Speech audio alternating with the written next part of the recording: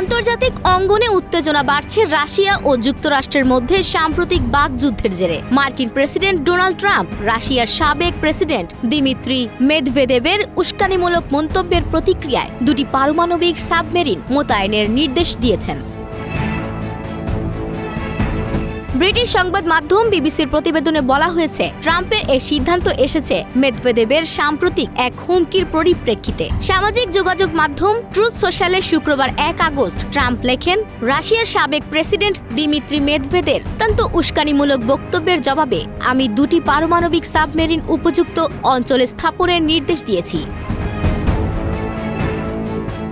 যদিও সাবমেরিন দুটি কোথায় মোতায়েন করা হবে সে বিষয়ে স্পষ্ট কিছু বলেননি ট্রাম্প, তবে তিনি জোর দিয়ে বলেন, আমি এটি আমাদের জনগণের নিরাপত্তার কথা ভেবেই করছি।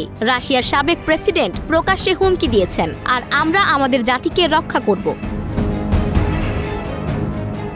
মেদভেদেব বর্তমানে রাশিয়ার নিরাপত্তা পরিষদের ডেপুটি চেয়ারম্যান হিসেবে দায়িত্ব পালন করছেন। 2008 থেকে 2012 সাল পর্যন্ত তিনি রাশিয়ার প্রেসিডেন্ট ছিলেন। সম্প্রতি সামাজিক যোগাযোগ মাধ্যম এক্সে তিনি ট্রাম্পের বিরুদ্ধে অভিযোগ করেন, তিনি রাশিয়ার সঙ্গে আল্টিমেটাম খেলা খেলছেন। তার দাবি, প্রতিটি নতুন আল্টিমেটাম একটি যুদ্ধের দিকে ধাবিত করে।